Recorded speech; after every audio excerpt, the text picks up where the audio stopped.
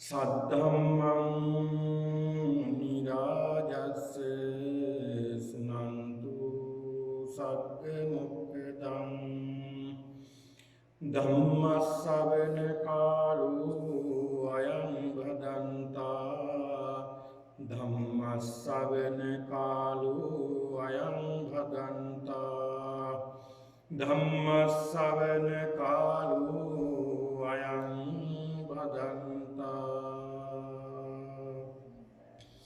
නමෝ තස්සේ භගවතු අරහතෝ සම්මා සම්බුද්දස්සේ නමෝ තස්සේ භගවතු අරහතෝ සම්මා සම්බුද්දස්සේ නමෝ තස්සේ භගවතු අරහතෝ සම්මා සම්බුද්දස්සේ ඒකෝදකී භූතං කෝ පනවාසෙට්ට තේන සමයේන හෝති අන්ධකාරෝ අන්ධකාර නිමිතිසාන චන්දිම සුරියා පඤ්ඤායන්තින නක්ඛත්තානි තාරකාරූපානි පඤ්ඤායන්ති නරත්ති දිවං පඤ්ඤායන්ති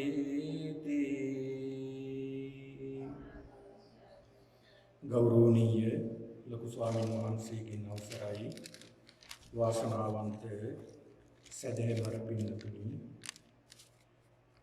වස්තු මාසයේ තුල සිදු කරනු ලබන මේ ධර්ම දේශනා මාලාවේ අදත් එක දිනයක් විදිහට මේ සියලු දෙනාම සම්බන්ධ වෙලා බුදුරජාණන් වහන්සේ දෙසා මේ ගිලම්පස පූජාවන් පවත්වමින් වන්දනා කරමින් ඒ වගේම ධර්ම ශ්‍රවණය කරමින් එයින් අප්‍රමාණ වූ කුසලයක් අත්පත් කරගෙන ඒ පින්කම තුළින් අප සියලු දෙනාම නිවන් සාක්ෂාත් කරගන්නවා කියන මේ උතුම් වූ චේතනාව අරමුණු කරගෙන මේ උතුම් පින්කම සිද්ධ කිරීමට කටයුතු කරන්නේ. ඉතින් ඒක නිසා පින්නතුනි ධර්මයේ ශ්‍රවණය කරනවා කියන්නේ වටිනා පින්කමක්.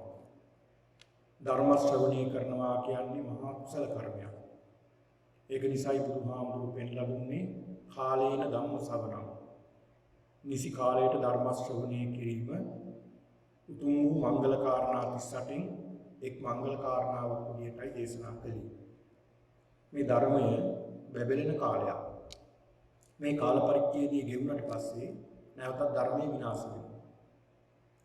ධර්මයේ විනාශ වෙලා පින්නතුනි අධර්මයේ බැබලෙන්නට ගන්නවා.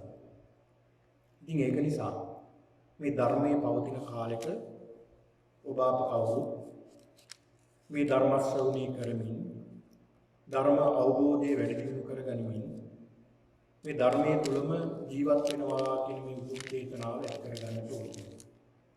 අද මෙන්න මේ චේතනාව ඇති කරගෙන අද මේ ධර්ම දානමය පින්කම සඳහා දායකත්වයේ ධර්මයෙන් කටයුතු කරන්නේ අද දින 2020 8යි 5 වෙනි දින ධර්ම දේශනාව දායකත්වයේ හේමා රණසිංහ පවුලක් උක්මනී ඩේවිඩ් පවුලක් විසින් තමයි මේ උතුම් පින්කමට දායකත්වයේ දරන්නේ.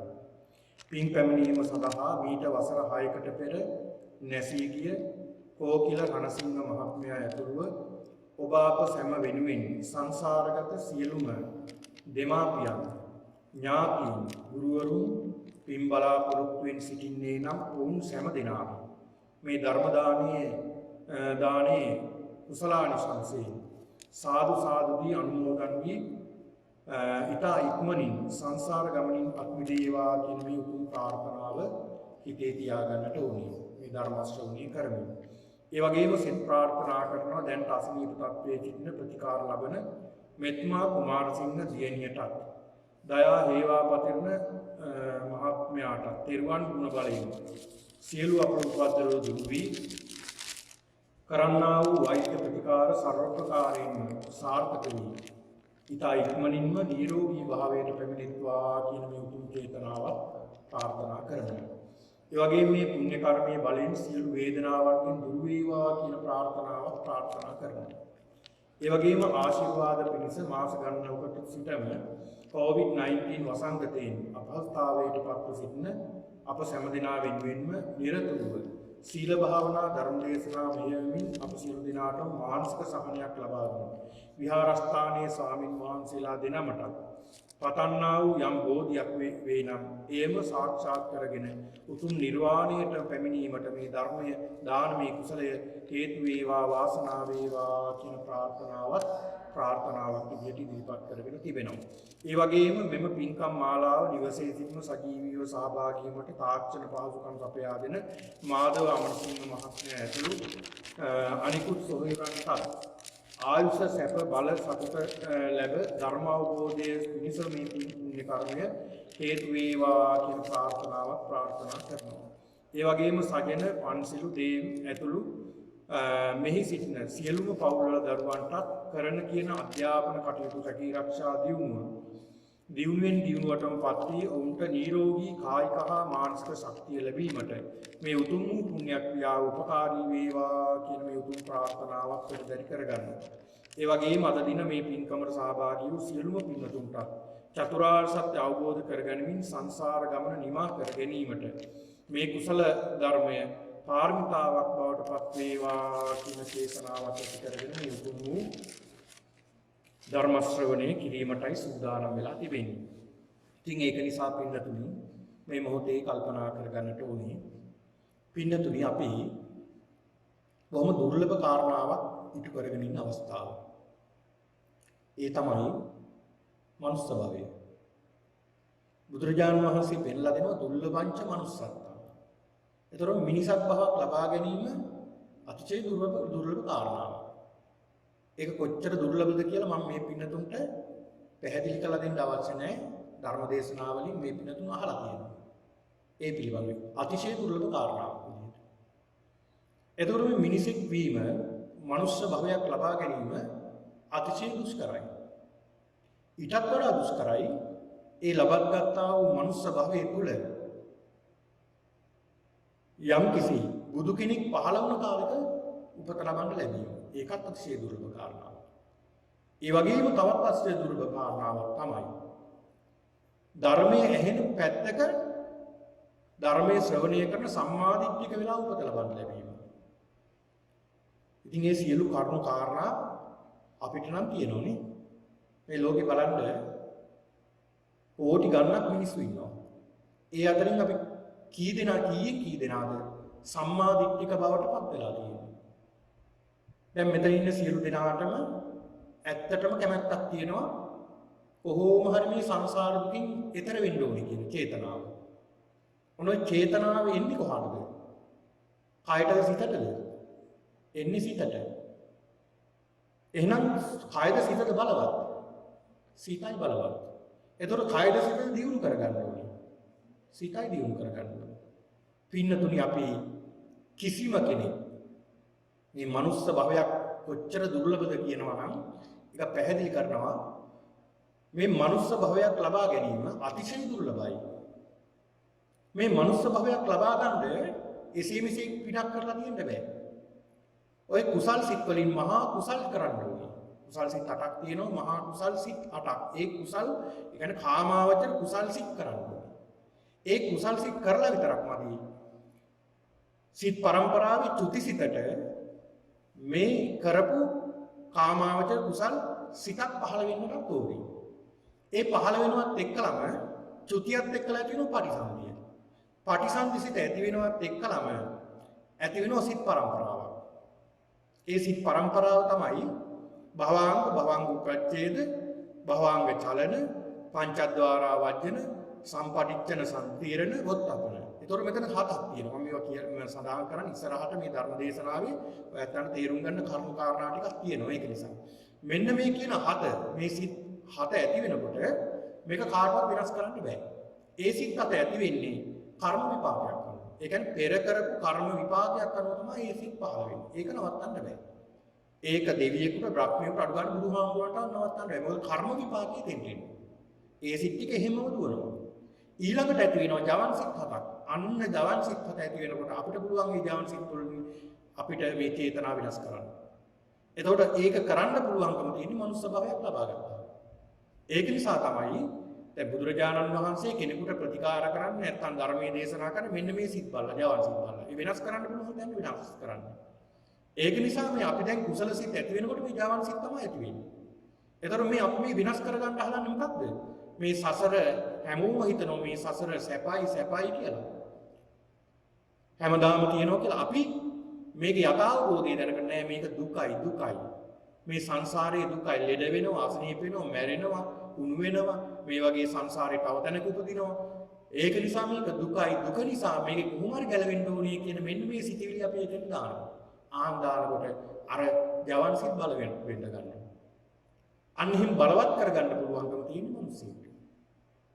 ඒකයි මනුෂ්‍ය භවයක් ලබා ගැනීම අතිශය දුර්ලභ කාරණාවක් කියලා සඳහන් කරන්නේ. ඊළඟට පින්නතුනි ඒ සිත් බලවත් කරගන්නත් පුළුවන් කෙනෙකුට ඒ වගේ මේ සිත් දුර්වල කරගන්නත් පුළුවන්. ඒ සිත් වලට දාගන්න පුළුවන් අකුසල. එතකොට මේ පුද්ගලයා අකුසලට ඇදෙනවා. කුසලයේ දාගන්න පුළුවන් කුසලයට ඇදෙනවා. බුදු කෙනෙක් සිත් බලනවා කියලා බලන්නේ ජවන් සිත්. ඒ දිහා බලලා ඒ කෙනා කොහාටද ඇදින්නේ කියලා බලලා තමයි පිනත් එක්කලා බලලා පෙර සසරේ උන්වහන්සේලා ප්‍රතිකාර කරන්නේ. ඉතින් ඒක නිසා පින්නතුනි අපි සැබෑවෙන්ම පින්වත්යි මේ වගේ බණපදයක් ඇහෙන්න බණපදයක් අහන්න ධර්මයේ විමුක් කරගන්න කාලයක් උදා වෙලා තියෙන නිසා. ඉතින් ඒක නිසා පින්නතුනි අද මම මේ පින්නතුන්ට ධර්ම වාර්තාව වශයෙන් තබා ගත්තේ දීඝනිකායේ අග්ගඤ්ඤ කියලා සූත්‍ර දේශනාව. මේ සූත්‍ර දේශනාවත් සමග තව තවත් සූත්‍ර අටුවා වගේ කරුණු කාරණා සඳහන් වෙනවා මේ පිළිබඳව. මේ සූත්‍ර දේශනාවේ සඳහන් වෙන්නේ මේ ලෝකයේ ආරම්භයක් පිළිබඳවයි.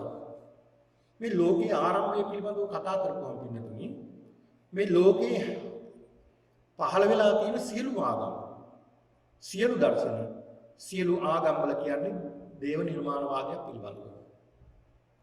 සමහරට ඒ ශාස්ත්‍රවරු ඒ අයට තේරුම් කරන්න පුළුවන් විදිහට කියන්නේ නැහැ. යමක් අවබෝධ කරගත්ත අය තමයි ශාස්ත්‍රවරු විදිහට කටයුතු කළේ. ඒ කියන්නේ ලෝකේ යම් දෙයක් අවබෝධ කරගත්ත පිරිසක්. ඒ කියන්නේ විශාල පිරිසක් යාළුවෝ ඉන්නේ. නමුත් පස්සේ හදාගත්ත මේ අය ඒ අයට අවශ්‍ය විදිහට ඒ ආගම දර්ශන හදාගත්තා.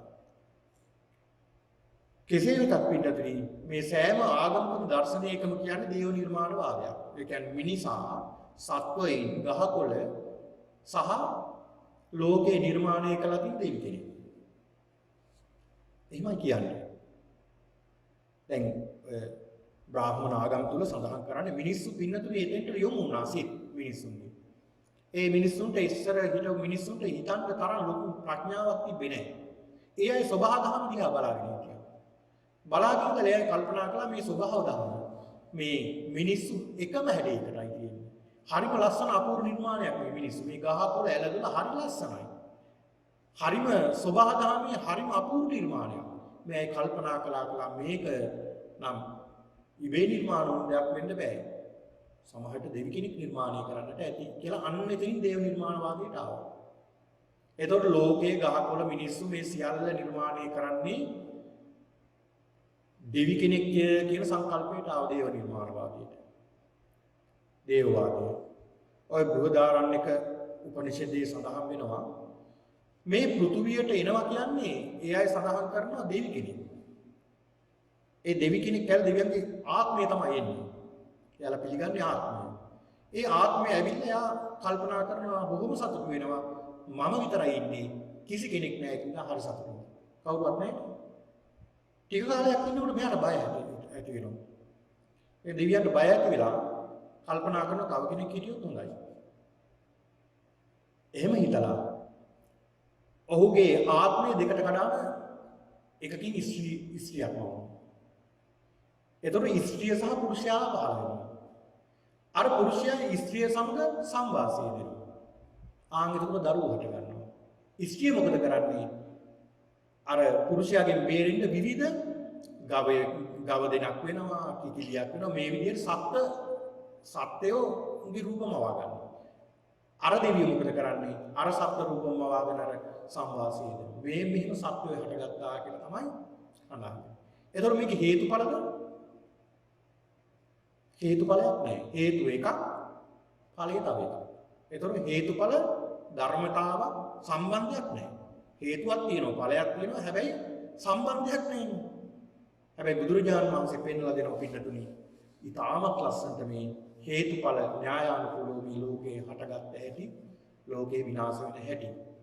ඒතර මේක දේව නිර්මාණවාදයක් නෙවෙයි. මේකේ හේතුවක් ඵලයක් නිසා තමයි මේක හේතු නිසා තමයි මේක හටගන්නේ.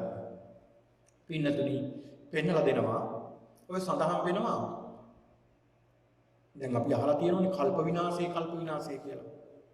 ඒතර බුද්ධහම පෙන්වලා දෙනවා කල්ප 4ක් පිළිබඳව පෙන්වලා දෙනවා. කල්ප 4ක්.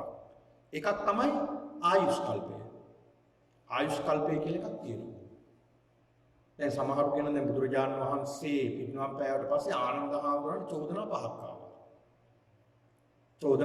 ආවා. මඩ වතුර බොන්න දුන්නා, සිවුර පාගෙන මැව්වා. ඊළඟ කාන්තාවන්ට ඉස්සල්ලාම බුද්ධ ශරීරයෙන් වන්දනා කරන්න දුන්නා පිරිනිවන් පෑවට පස්සේ. කාන්තාවන්ට පැවිද්ද ලබා දෙන්න මුල් වුණා. ඊළඟ චෝදනාව තමයි බුදුරජාණන් වහන්සේට කල්පයක් වැඩින්න ආරාධනා කළේ නැහැ කියලා. ඒතකොට දැන් සමහරුන්ගේ මතයක් තියෙනවා බුදුහාමුදුරන්ට මේ ආරාධනා කරා නම් මේ ආනන්ද හාමුදුරුවෝ ඇයි මෙහෙම කළේ නැත්තේ? කළා නම් බුදුහාමුදුරුවෝ අදටත් අපිට දැක් ගන්න ඉන්නවනේ කියලා සමහරු හිතනවා. ඒක වැරදි. ඒතකොට එතන සඳහන් කරන ආයුෂ් කල්පය. ආයුෂ් කල්පය කියලා කියන්නේ ඉන්න පුළුවන් ආයුෂ ප්‍රමාණය.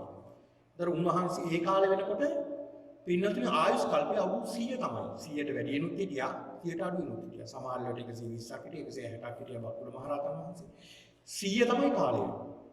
සාමාන්‍ය කාලය. ඒකනේ දශක 10ක් සඳහන් කරන මන්ද ක්‍රීඩා වර්ණ බල පඤ්ඤා පරිපාක මොහොම මේ විදිහට 10 කොටස් 10ක් තියෙනවා 100 වෙනකම්. හැම බුදුවරයෙක්ම ඒ තමන් ජීවත් වෙන්න තියෙන ආයුෂ කාලයෙන් ඒක පහකට බෙදලා එක කොටසක් අයින් කරනවා. මොකද ඒ කොටස අනිත් අයට බරක් වෙන්න හොඳ නැහැ. දැන් උන්වහන්සේගෙන්වත් කය දිරනවනේ. යන්න බැරුව යනවනේ. උන්වහන්සේ පෙරලාවක් උන්වහන්සේ උපස්ථාන කරන්න කවුරු හරි නරක සිතක් ඇති කරගත්තොත් එයාට අකුසලයක්. අනේ මේක කියලා මේ කරදරේ කියලා හිතන ගමන් අකුසලයක්. ඒ නිසා උන්වහන්සේලාගේ ස්වභාවයෙන් උන්වහන්සේලා ඒ තමන්ගේ ආයුෂ කාලය පහකට බෙදලා එක කොටසක් අයින් කරනවා. අනිත් කොටස තමයි ජීවත් වෙන්නේ. දැන් ඉදිරියට පහළ වෙන මෛත්‍රී බුදුරජාණන් වහන්සේ උන්වහන්සේ කාලේ මිනිසුන්ගේ ආයුෂ අවුරුදු ලක්ෂයක්.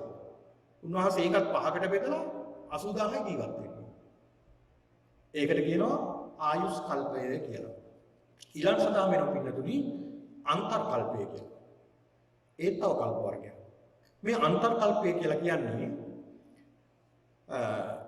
දැන් මිනිස්සුන්ගේ ආයුෂ ටික දැන් බුදුරජාණන් වහන්සේ කාලේ අවුරුදු 80ට 100ට 120ට 160ට ජීවත් වුණ අය හිටියා.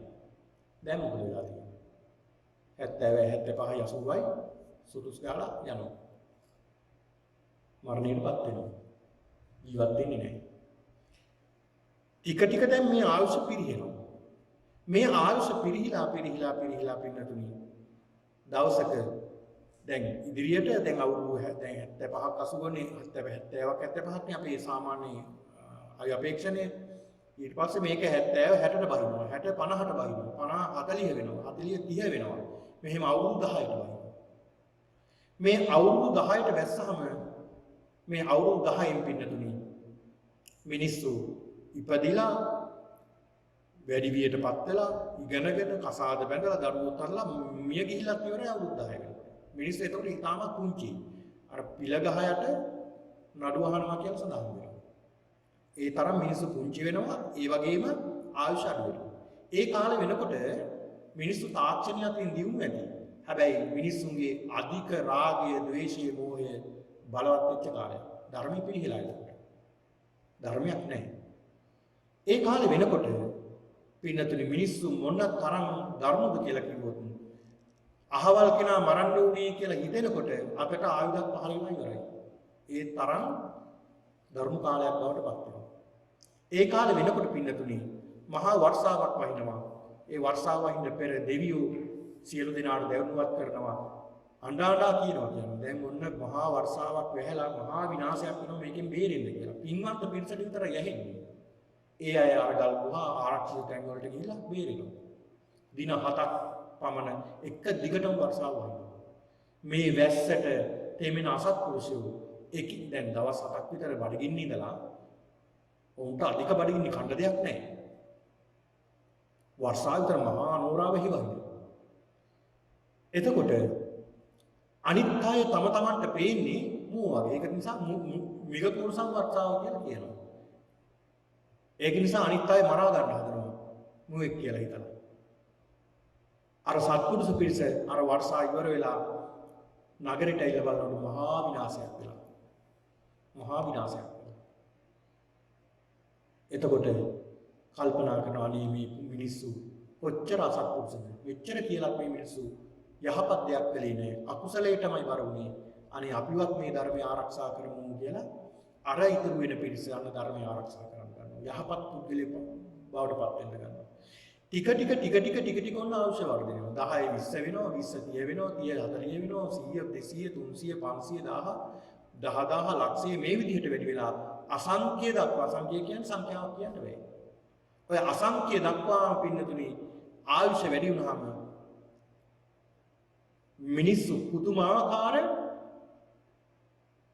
මිනිසුන්ගේ තියෙන ගති ලක්ෂණ වර්ධනය වෙලා මනුස්සකම සීලී වර්ධනය වෙලා මිනිස්සුන්ගේ අසංඛ්‍ය දක්වාම වර්ධනය වෙනවා. දෙවියන්ට සංඥාවක් වෙනවා කියනවා. අනේ මනුස්ස ලෝකෙ උපදින්න ඇත්නම් කියලා. දැන් අපිට අද හිතෙන් දිව්‍ය ලෝකෙ උපදින්න ඇත්නම් කියලා.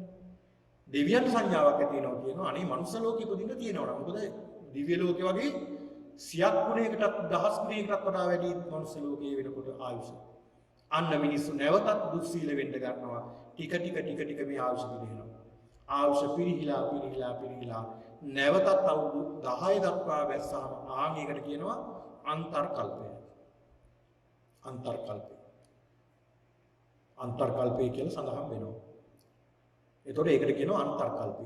ඊළඟ පින්නතුනි සඳහන් වෙනවා ඊළඟට අසංඛ්‍ය කල්පය කියලා එකක් සඳහන් වෙනවා. ඒත් කල්පයක්. ඒකත් ඉස්සරහට කියලා දෙන්නම් මේ අසංඛ්‍ය කියන කල්පය. සංඛ්‍යාවක් කියන්න බෑ. දැන් සාමාන්‍යයෙන් සීමාවක් අපිට කියන්න බෑ නේද? ඒකට කියනවා අසීමාන්තිකයි කියලා.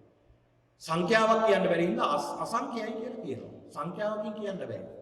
ඒ තරම් සාල ප්‍රමාණයක්. වර්ෂ ගණනාවක් මෙච්චරයි කියලා කියන්නට බෑ. අසංඛ්‍ය කියලා කියන්නේ. ඔර උදාහරණ ගණනාවක් සඳහන් වෙනවා. යොදුන් 86000ක් උස මහා මේරු පර්වතය. මේ මහා මේරු පර්වතය කියන එක අභිඥාලාභීන්ට පමණයි පේනවා කියලා කියන්නේ. මේ මහා මේරු පර්වතයේ යම් කිසි කෙනෙක් එතෙන්ට යන්න පුළුවන් කෙනෙක් ගිහිල්ලා නියපොත්තෙන් හාරලා අබයට වගේ පස්මිලි හදා පැත්තකට දානවා. දවසක අර මහා මේරු පර්වතයේ බිමට සමතලා වෙනවද? ඒත් තව අසංඛ්‍ය ඉවර නැහැ කියනවා. ඒ තරමට කාලයක් මේක අපිට හිතන්න බෑ. ඒක නිසායි බුදුරජාණන් වහන්සේ මේ දේශනා මේ කාරණා දිගින් දිගට බුදුරජාණන් වහන්සේ බොහෝ තැන්වල දේශනා කළේ නැත්තේ. ඊළඟ පින්නතුනි මහා කල්පය කියලා සඳහන් වෙනවා. ඒක මහා කල්පය. ඒ මහා කල්ප විනාශ ඒ වගේම අසංඛ්‍ය කල්ප විනාශ අන්තර කල්ප විනාශ පිළිබඳව සඳහන් වෙනවා. ඒතර මේ අන්තර කල්ප පින්නතුනි ඒතර මේ අන්තර කල්ප තුනක් පිළිබඳව සඳහන් වෙනවා. අන්තර කල්ප තුනක්. අන්තර කල්ප දැන් මුලින් සඳහන් කර මේ අන්තර කල්ප තුනක් ගැන බුද්ධ ධර්මයේ පෙන්වලා දීලා තියෙනවා. ඒ තමයි ශාස්ත්‍රාල් අන්තර කල්පේ. ශාස්ත්‍ර කියලා කියන්නේ අවියාර්ථ. ඒ කියන්නේ මිනිස්සුන්ගේ රාගය බලවත් වෙනවා. රාගය බලවත් වුණාම අන්න මිනිස්සු අවියාවුද අතට අරගෙන මිනිස්සු ගහක් මරා ගන්න ගන්නවා. මහා යුද්ධ කෝලාහල ඇති වෙනවා. මහා යුද්ධ කෝලාහල ඇති වෙලා මිනිස්සු පුදුමාකාර විදිහට සංහාරයක් විදිහට විනාශ වෙලා ලෝකේ විනාශ වෙලා යනවා. ඔන්න බලන්න. අර සඳහන් කරනවානේ සීර්ෂ කලන්දයක් මරනවා කියලා. සීර්ෂ කියන්නේ ඍජු කියන එකයි. කන්ද කියලා කියන්නේ හිස නැති මලකඳ. හිස නැති මලකඳ නටනවා කියනවා. ඔය ධර්මාශෝක රජුගේ හිටියා චන්ද්‍රගුප්ත කියලා 100 කෙනෙක්. ඒ චන්ද්‍රගුප්ත කියන මේ රජුගේ කාලේ පින්නතුරු මේ වගේ මහා බිහිසුණු විද්‍යාවක් සිද්ධ වුණා කියන්නේ. කියන්නේ මේ සීර්ෂ කලන්දයක් නටන්න තරම් මහා විශාල සංහාරයක් වෙන්නට ඕනේ. ඒ කාලේ ඉන්දියාවේ විශාල සෙනඟක් මිනිස්සු ඒක නිසා තමයි මේ සෙනඟ අද පෘථිවියේ මිනිස්සු අඩු. ඒ කියන්නේ මිනිස්සු මහා විශාල සංහාරයක් වෙලා තියෙනවා. ඒ කාලේ වෙනකොට පින්නතුන් දැන් ඔය සඳහන් වෙනවා සවැත් නුවර කෝටි 18ක් හිටියා කියනවා. සවැත් නුවර කෝටි 18ක්. ඉතින් මේ වගේ මහා විශාල පිරිසක් ඉඳලා තියෙනවා මේ කාලේ ලංකාවෙත් එහෙමනේ. ඒක විශාල පිරිසක් ඉඳලා යම් කිසි දුර්භික්ෂ යුද්ධ නිසා මරණයටපත් වෙනවා. මේ කියන මේ විනාශය වෙන්න මහා විනාශයක් වෙනවා. මේ යුද්ධයට ගියාම යුද්ධයට යන චද්දන්ත කුලේ ඇත්තු 10000ක් මැරෙන්න ඕනේ කියනවා. චද්දන්ත කුලේ ඇත්තු 10000ක් මැරෙන්න ඕනේ. ඊළඟ යුද්ධයට යන අශ්වයෝ අජානීය අශ්වයෝ ලක්ෂයක් මැරෙන්නට ඕනේ. ඊළඟට මේ යුද්ධයට යන රථ 50100ක් විනාශ වෙන්න ඕනේ. මිනිස්සු කෝටි 10ක් විනාශ වෙනවා. ආංගිදාට මලකඳ නැගිටලා නටනවා කියනවා. හිසක් නැති මලකඳක් නැගිටලා නටනවා කියන මහ පොළොවටවත් දරා ගන්න බැරි මහා පරාදයක්. ඒ වගේ මහා විනාශයක් වෙනවා. ඔන්න බලන්න. එතකොට ඒ කියන්නේ අවියාවද වලින් විනාශ වෙනවා. ඊළඟට පින්නතුනි විනාශ වෙනවා දුර්භික්ෂ නිසා. දැන් මහා දුර්භික්ෂ ඇවිල්ලා ජලය නැතුව කන්න දෙයක් නැතුව මිනිස්සු මරණයටපත් වෙනවා. ඒ දුර්භික්ෂ නිසා විනාශ වෙනවා. ඒ කියන්නේ ද්වේෂය බලවත් වෙන නිසා ඒක වෙන්නේ. මිනිස්සුන්ගේ ද්වේෂය බලවත් වීම නිසා තමයි දුර්භික්ෂ එන්නේ. කියන්නේ හැම දෙයකම හේතුවක් තියෙනවා බලන්න. ඊළාට භෝගාන්තර කල්පයක් එනවා. භෝග නැති වෙලා. අන්න ආහාර මුකුත් නැති වෙලා අන්න ඒක නිසා දැන් සමහර ආහාර දැන් අදකටත් යම් යම් ආහාර විසයි කියනවා. අහවල් දේ විසයි කන්න එපා කියන කාලෙකට. අහවල් දේ විසයි කන්න එපා කියන. ඔය වගේ විස වුණොත් ආහාර කන්න දෙයක් නෑ මරණයටපත් වෙනවා. කෑවොත් මැරෙනවා නැත්නම් මැරෙනවා. එහෙනම් මෝහේ බලවත් වෙලා මිනිස්සු විනාශ වෙනවා කියලා කියනවා මේ අන්තර් කල්පය. ඒතකොට පින්නතුනි මේ සඳහන් කරු මේ එක මහා කල්පයක්. දැන් සඳහන් කළා මහා කල්පයක් කියලා. මේ මහා කල්පයක් ඇතුලේ සඳහන් වෙනවා අන්තර් කල්ප 256ක් තියෙනවා. අන්තර් කල්ප දැන් සඳහන් කළා අන්තර් කල්ප 256ක්. ඒ අන්තර් කල්පයක් ඇතුලේ මිනිස් දින 365 ඒවා වර්ෂ අසංඛ්‍ය 86,40000ක් තියෙනවා. මේක අපිට සංඛ්‍යාවකින් කියන්න බෑ. මේක අපිට හිතන්නත් බෑ. කෙනෙකුට හිතේ අනේ මේවා මොන බොරුද කියලා සමහරට කිව්වත් හිතේ සමහරුන්ට. මේ තරම් විශාල කාලයක් මේ ගත වෙලා තියෙන්නේ. ඊළඟට පින්නතුනි මේ මහා කල්පයකට අන්තර් දැන් මේක මෙහෙම සඳහන් කළොත් මහා කල්පයකට අන්තර් කල්ප 256ක් ඊළඟට ඒ මහා කල්පය ඇතුලේ අසංඛ්‍ය කල්ප 4ක් තියෙනවා. ඒක අසංඛ්‍ය කල්පයක් ඇතුලේ අන්තර් කල්ප 64ක් තියෙනවා. 64 ඒවා 4ක් තමයි අසංඛ්‍ය කල්පයක් කියලා සඳහන් වෙන්නේ. එතකොට මේකේ සඳහන් වෙනවා පින්නතුනි මේ මහා කල්පයේ විනාශය පිළිබඳව සඳහන් කරලා තියෙනවා. මේ මහා කල්ප විනාශ වෙන්නේ කොහොමද? පින්නතුනි මිනිස්සුන්ගේ රාගය බලවත් වෙනවා. රාගය බලවත් වීම නිසා ගින්නෙන් විනාශ වෙනවා 7 පාරක්. ගින්නෙන් 7 පාරක් විනාශ වෙනවා. ගිනි අරගෙන.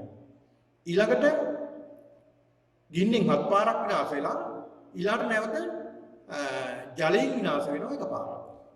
ද්වේෂය බලවත් වීම නිසායි. නැවතත් ගින්නෙන් 7 පාරක් විනාශ වෙනවා. නැවතත් ගින්නෙන් ජලයෙන් 1 පාරක් විනාශ වෙනවා. මේ විදිහට විනාශ වෙලා යන අවසානට මිනිස්සුන්ගේ මෝහය බලවත් වීම නිසා වාතය නිසා මේ මහා කල්පේ මුළු කල්පෙම විනාශ වෙලා යනවා.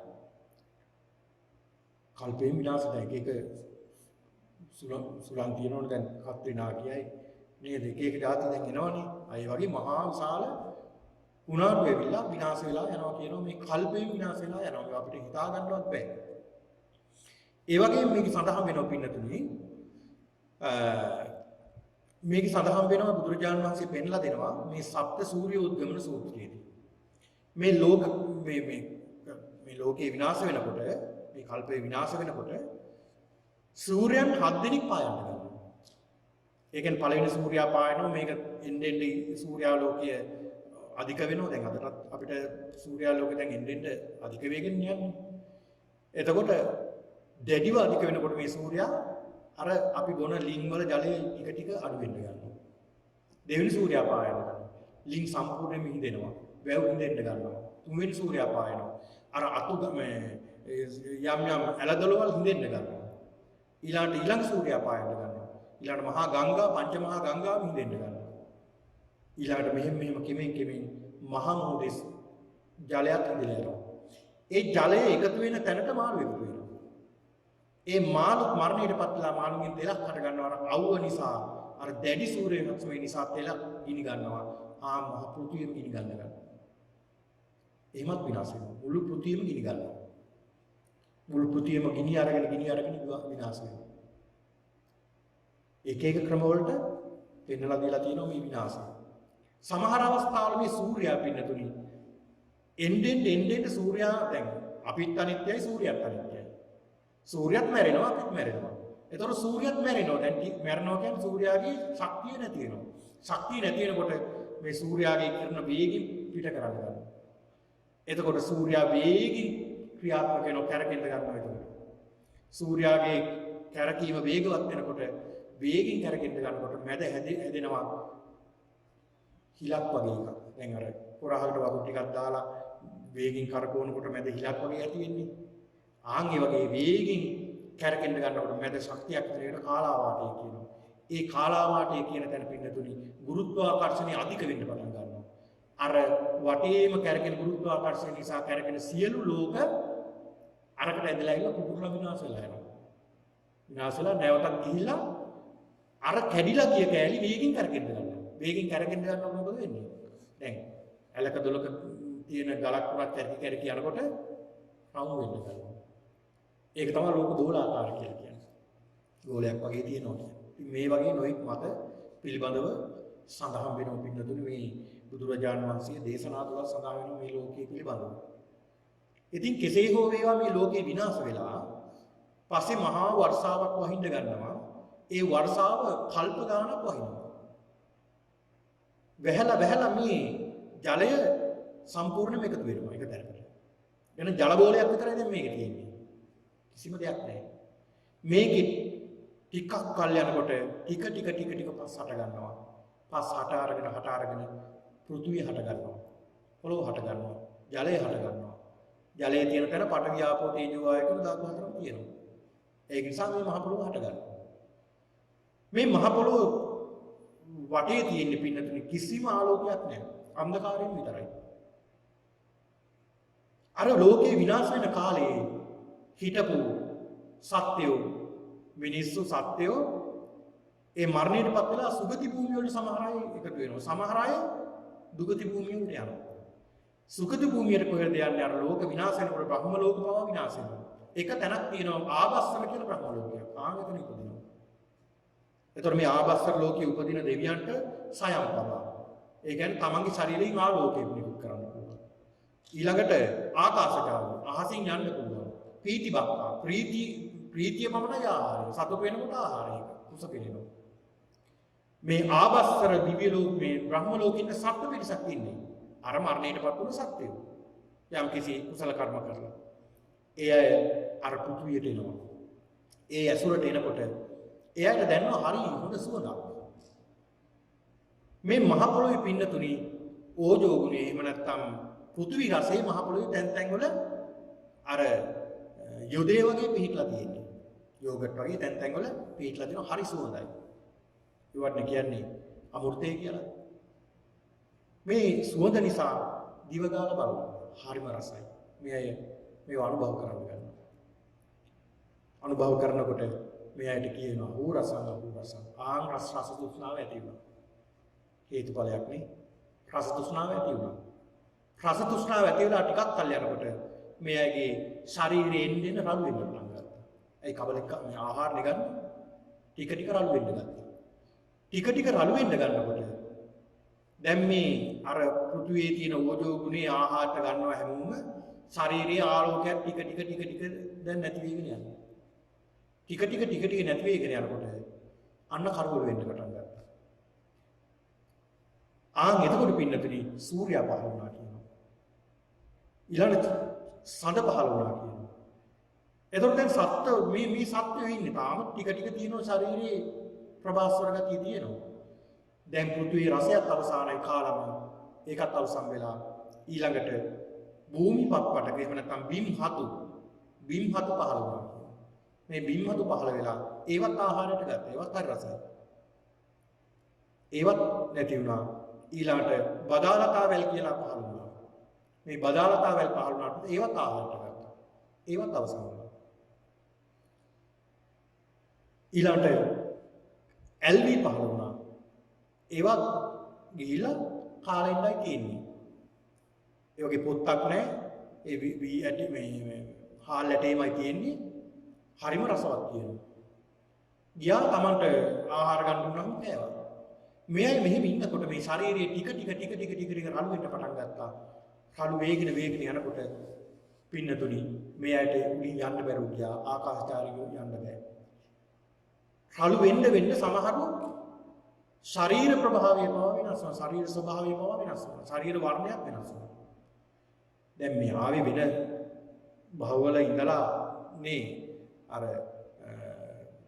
ආකාශකාරීව මේ බ්‍රහ්ම ලෝකෙට ගිහින් ආබස්සර ඔහේ හරි සත්‍ය වෙලා ඉපදුනායිනේ. ඒ අය ඉපදුන භවවල ප්‍රගුණ කරපු යම් ස්ත්‍රී පුරුෂ විදියට ප්‍රගුණ කරපු සිත් තිබුණේ. අන්න ආහාර ගන්න ඒ අයගේ ස්ත්‍රී ලිංග පුරුෂ ලිංග පහළ වෙන්න ගත්තා. අන්න ස්ත්‍රී විදියට පුරුදු කරපු අයට ස්ත්‍රී ලිංග පහළ වුණා. පුරුෂ ලිංග විදියට පහළ කරපු අය පුරුෂ ලිංග පහළ වෙන්න ගත්තා. ඒ භවවලදී පුරුදු කරපු ඒවා මේ භවයේදී පහළ වෙන්න ගත්තා. ස්ත්‍රී පුරුෂය දිහා පුරුෂය ස්ත්‍රී දිහා බලාගෙන හිටිය අන්න රාගය පහළ වුණා. රාගය පහළ වුණ ගමන් ඒ අය සංසාර කරන්න පටන් ගත්තා. වටේ ඉන්න අය මේ මොකද කරන්න කියලා ගල් ගහන්න පටන් ගත්තා. ඒ අය මොකද වෙලේ කොටුවක් හදාගත්තා. ඒක ඇතුලේ සංසාර කරන්න පටන් ගත්තා. ඊට පස්සේ උඩින් එබිලා බලන්න ගත්තා. ආම් වහලයක් ගැහුවා. ආම් ගෙදර හටගත්තා. ගෙවල් වෙනකොට අන්න ගමක් වුණා, ගම නගර වුණා. දැන් මේ විශාල පිරිසක්. දැන් මේ පිරිස යනවා LV ආහාර කාලා නැවතිනවා. නැවත උනනකොට යනවා කාලා එනවා. මෙහෙම යනකොට ඒක පුද්ගලෙක් කල්පනා කරනවා මේක හැමදාම යන්න බෑ. දවසකට විතර ඇති වෙන්න වේල් දෙක තුනකට කපාගෙන ඉන්න ඕනේ. ගිහිලා කපාගෙන ආවා. ඒක පුද්ගලෙක් කියලා සඳහන් කරන මේ යමුද අපි LV ටිකක් අරන් එන්න.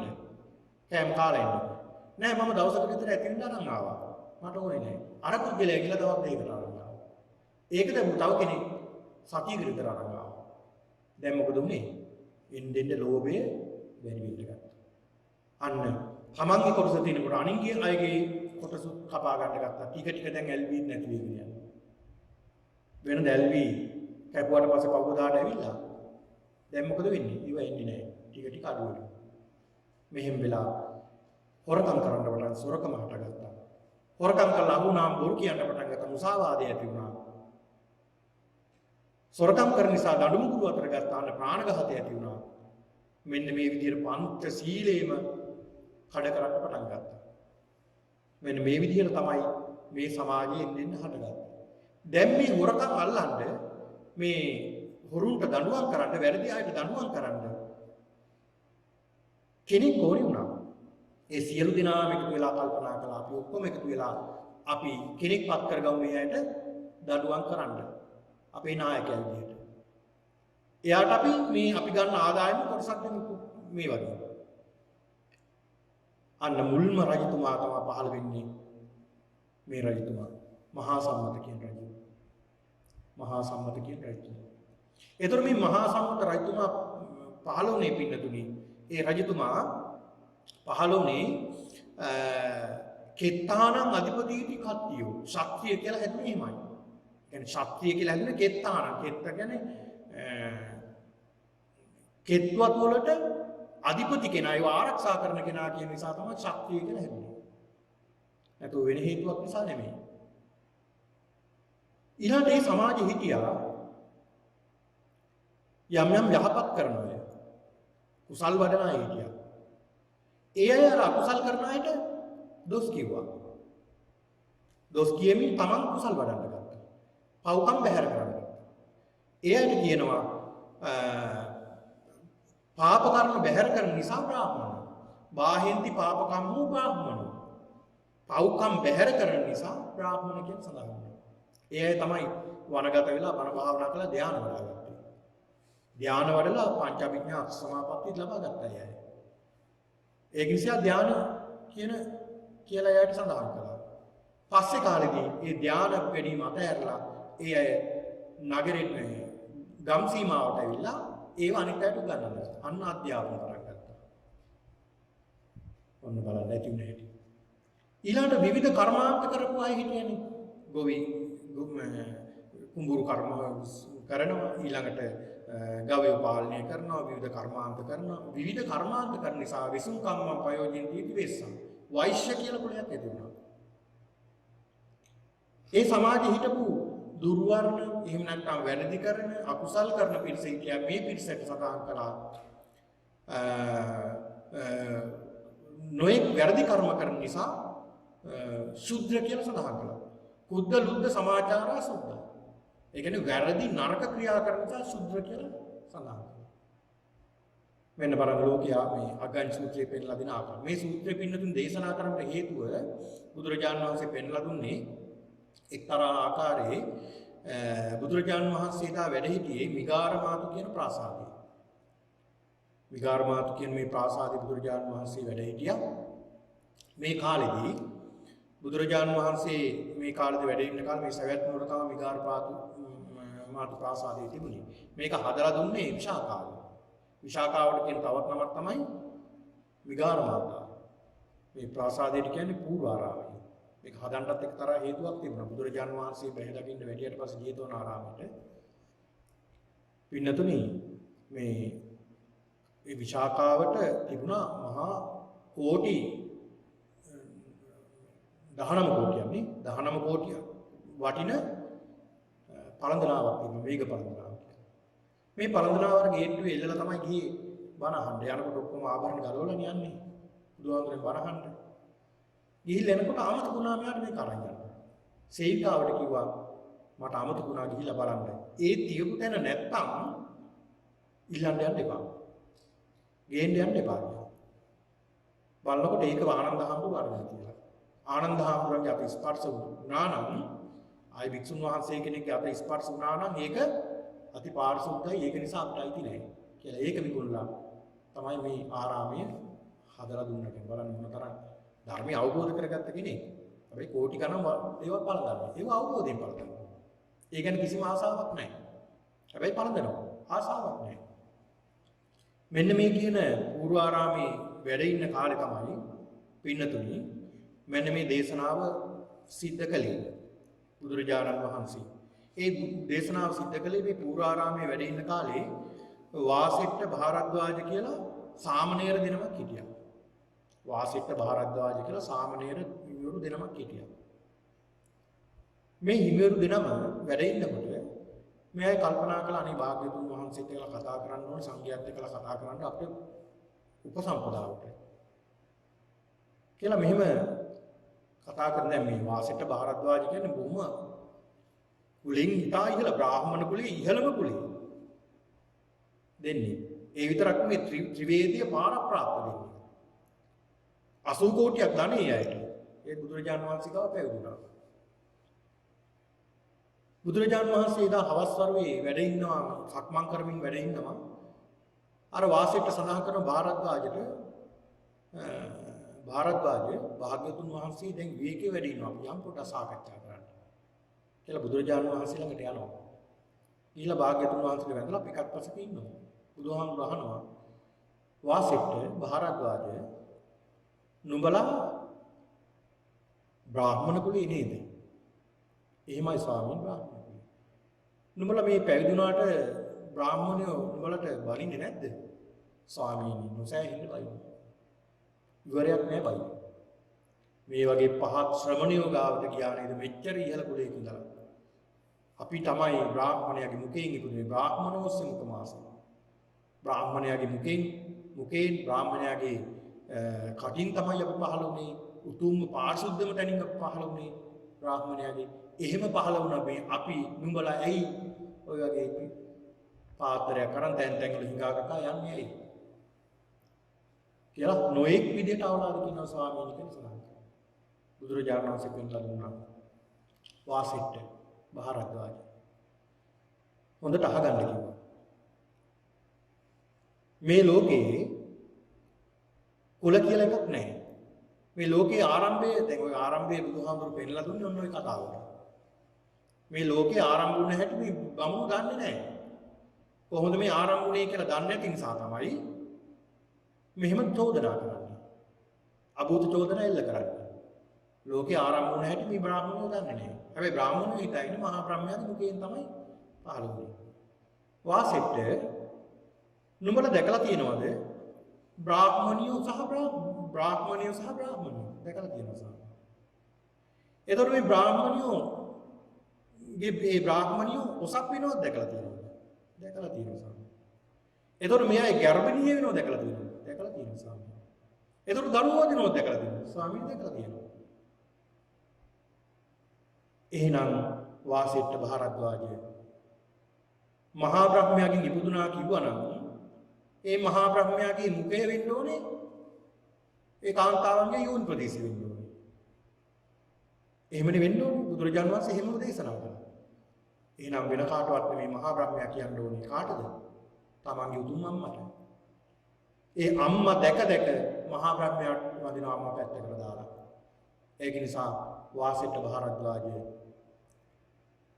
මේ බ්‍රාහ්මණ කුලයේ ඇතුළේ එහෙම නෙමෙයි මෙහෙමයි කියලා බුදුහාමුදුරුවෝ පෙන්නලා දුන්නා. ඒ කියන්නේ පව් බැහැර කරන අර්ථයෙන් තමයි බ්‍රාහ්මණ කියන සඳහන් කරන්නේ.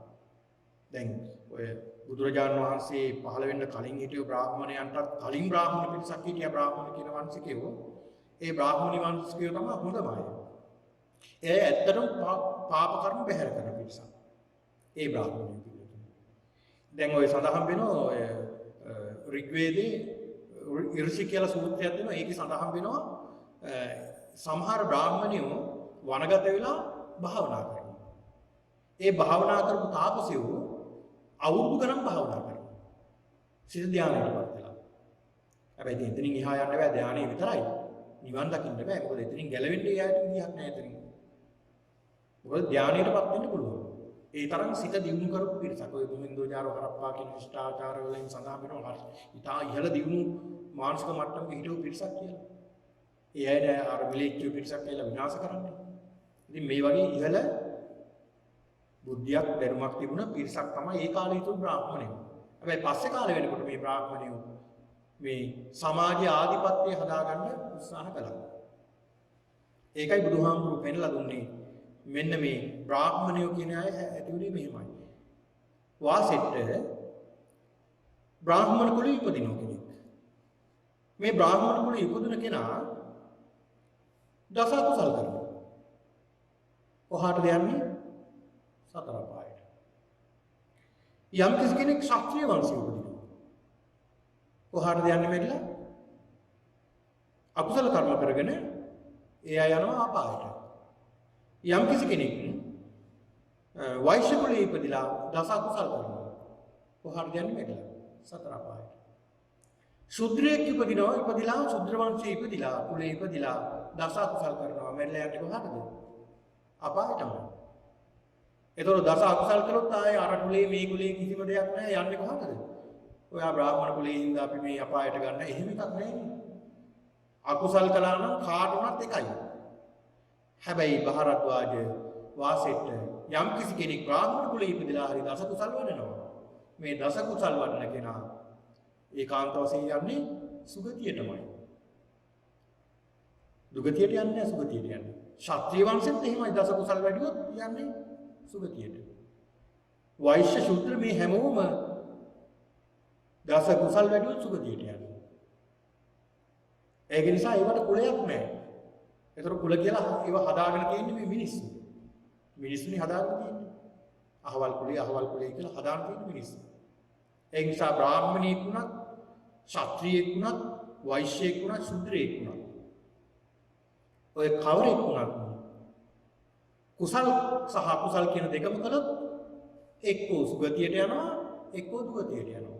අර මම සඳහන් කළ අර සිත් බලවත් වුණොත් කුසල් පැත්තට අන්න යනවා සුගතියට, අකුසල් පැත්තට බර වුණොත් අකුසලයට යනවා. අකුසල් දැන උපත ලබන දුගතියක. ඒක නිසා බුදුරජාණන් වහන්සේ පෙන්ලා දෙනවා භාරද්වාජ වාසෙට්ට මම ශාස්ත්‍රීය කුලයේ කෙනෙක්. දැන් බුදුරජාණන් වහන්සේ ශාස්ත්‍රීය වංශයේ කෙනෙක් නේ. මේ ශාස්ත්‍රීය කුලයේ කෙනෙක් ඒ භාග්‍යවතුන් වහන්සේ උතුම් වූ සම්මා සම්බෝධියට පෙන්නලා තියෙනවා. හැබැයි කෝසල රාජ්‍ය කොසල් රජතුමා ක්ෂත්‍රීය වංශිකයෙක්. හැබැයි ඊට වඩා ඊතා ඉහළ කෙනෙක්. කොසල් රජතුමා බුදුරජාණන් වහන්සේට වඳින්නේ නැද්ද? බොහෝම ගෞරවයෙන් වන්දනා කරනවා. වඳිනව පුදනව ගරු කරනවා බුදුරජාණන් වහන්සේට. ඇයි ඒ? කුලේ නිසාද? කුලේ නිසා නෙවෙයි. මොකක් නිසාද? ගුණේ නිසා. එහෙනම් කෙනෙක්ගේ තියෙන්න ඕනේ මොකද්ද? කුලේද තියෙන්න ඕනේ? ගුණේද? කෙනෙක්ගේ තියෙන්න ඕනේ ගුණේ තියෙන්න ඕනේ. කුලේ නෙමෙයි. එතකොට සිත දියුණු කරගත්ත කෙනා මොන කුලයක හිටියත් ඒ කෙනා උතුම් කෙනෙක්. ඒ කෙනා උතුම් කෙනෙක්. ඒක නිසා බුදුහාමුදුරු පෙන්ලා දෙනවා මෙන්න මේ කුලවාදී බුදුරජාණන් වහන්සේ අයින් කළා.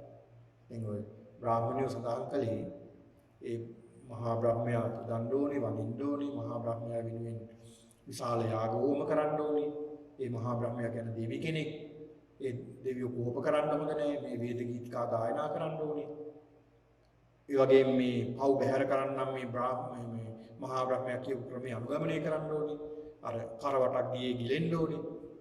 එතකොට ඔක්කොම පව් බැහැර වෙනවා කියලා කියනවනේ. කියන්නේ දියේ ගිලුනහම ඔන්න ඔක්කොම හරි කියනවා. ඒ කියන්නේ වතුරේ ගංගා නගාවේ ගිලුනහම ඔක්කොම පව් මොකද කයේ නෙමෙයි පව් තියනවා කියලා හිතාගෙන. ඒ කියන්නේ කය තවන්නේ. ඔන්න ඔතන තමයි හිර වුණේ අයට නේ. බොහෝ දෙනෙක් හිර වෙන්නේ ඔතන. කය ගැන තමයි වැටහීම තිබෙන්නේ. කය නිසා තමයි දුක් විඳින්නේ. සිත නිසා කියලා අයට හිතන්න ප්‍රඥාවක් තිබෙන්නේ නැහැ. බුදු කෙනෙක්ව පහළ වෙන්න ඕනේ ඒකයි. ඒක නිසා බුදුහාමුදුරු පෙන්ලා දෙනවා එහෙනම්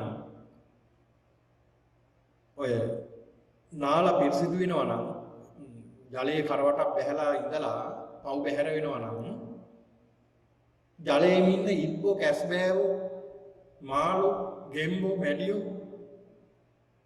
ඔච්චර පින්වන්තයෝ පෙරලි පෙරියක් වඳින්න බෑ ඇයි වතුරෙම ඉන්නේ. ඉතින් ඒක නිසා බුදුරජාණන් වහන්සේ පෙන්ලා දෙනවා මෙන්න මේ ලෝකේ හටගත් එහෙම නෙමෙයි. මේ විශ්වය හටගත්තේ යම්කිසි හේතුවක් නිසා ඵලයක් නිසා. ඒ හේතු ඵල නිසා තමයි මේක ඇති වුනේ. මේක නැති වෙන්නේ හේතු ඵලයෙන්. දැන් මේ ලෝකේ විනාශ වෙන්නේ මොකක් නිසාද? හේතු ඵලයක් නිසා. දැන් අපි ජනවාරි මාසෙ ඉඳලා අපි දුක් විඳින්නේ මොකක් නිසාද? මේ COVID-19 නිසානේ. ඒකට හේතුව මොකක්ද? මිනිස්සු නිසා. පින්නතුනි වෙන කිසිම ලෝකයක දැන් බ්‍රහ්ම ලෝක තියෙනවා, දිව්‍ය ලෝක තියෙනවා. ඒ වගේ කිසිම ආකාරයකින් ආයුෂ අඩු වෙන්නවත් වැඩි වෙන්නවත් නැහැ එච්චරම තමයි. ආයුෂ වැඩි වෙන්නවත් අඩු වෙන්නවත් නැහැ. දැන් මම උදාහරණයක් කියනවා සත්ත්ව ලෝකේ බලන්න. සත්තුන් දැන් එදා බුදුරජාණන් වහන්සේ කාලේ හිටපු සුනකයෙක්ගේ ආයුෂ එච්චරයි නම් මේ කාලේ ඉන්න සුනකයාගේ ආයුෂත් එච්චරම තමයි. අඩුත් නැහැ වැඩිත් නැහැ. අඩු වෙන්නෙත් නැහැ වැඩි වෙන්නේ. සත්ත්ව ලෝකෙත් එහෙමයි. ආයුෂ අඩු වෙන්නෙත් නැහැ වැඩි වෙන්නේ නැහැ. ඒ ගාන.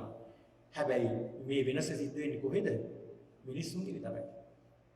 මිනිස්සුන්ටම තමයි පුළුවන් මේ ආයුෂ අඩු කරගන්න. මිනිස්සුන්ටම තමයි පුළුවන් ආයුෂ වැඩි කරගන්න. මොකක්ද හේතුව? ඒකට හේතුවක් තියෙනවා. මොකක්ද හේතුව? වෙන කිසිම දෙයක් නෙමෙයි. ඒ හේතුව හිත. මිනිස්සුන්ගේ රාගය බලවත් වෙනවා. ද්වේෂය බලවත් වෙනවා. මෝහය බලවත් වෙනවා. දැන් බලන්නකො රාගය බලවත් වෙනවා. රාගය කියන්නේ තෘෂ්ණාවනේ. ඒකාතකින් රාගය කියනවා තෘෂ්ණාවටත් කියනවා රාගය. ඒ කියන්නේ එක ක්‍රම වලට කියනවා රාගය කියනවා තෘෂ්ණාවට. මිනිස්සු තණ්හාව නිසා හදා ගන්නා වූ භවභෝග වලට වසවිස ගන්නවා. වසවිස ගන්නකොට සත්ව ඝාතනයක් වෙනවා එතන. ඊළඟට වසවිස නිසා අපේ ශරීරයට ඒව ඇති වෙනවා. ඒතකොට අපිට මොකද වෙන්නේ? අර ගිරිමානෝන් සූත්‍රයේ සඳහන් කරන ලෙඩ ගණනාවක්.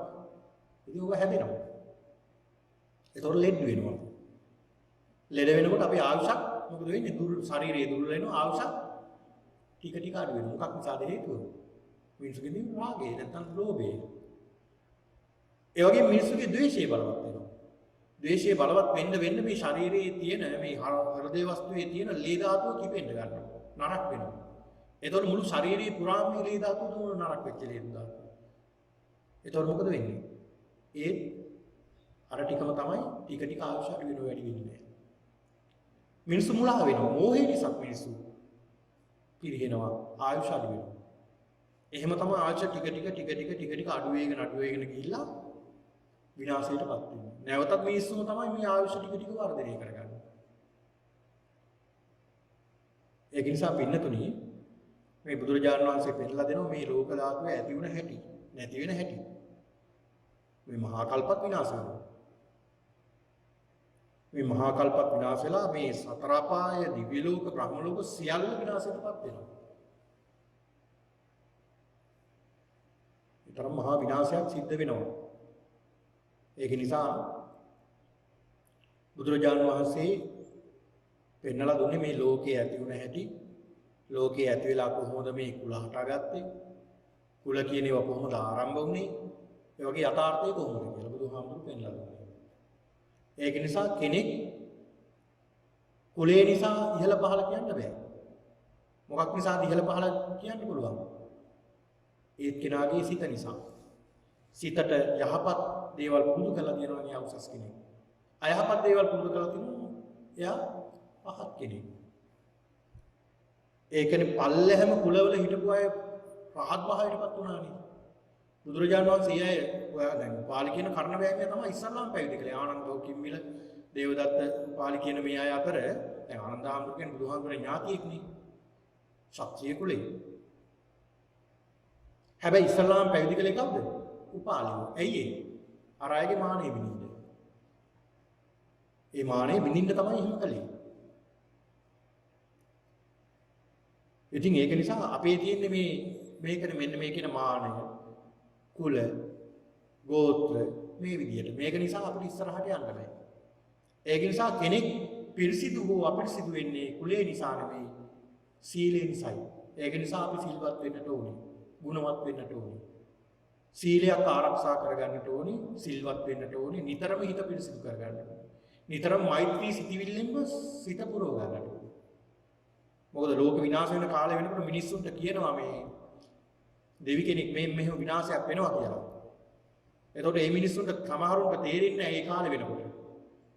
හැබැයි මෛත්‍රියේ සිතක් හරි ඇති කරගත්ත කෙනෙක් තමයි සුගතියට යන්නේ. ඒ කාලේ වෙනකොට.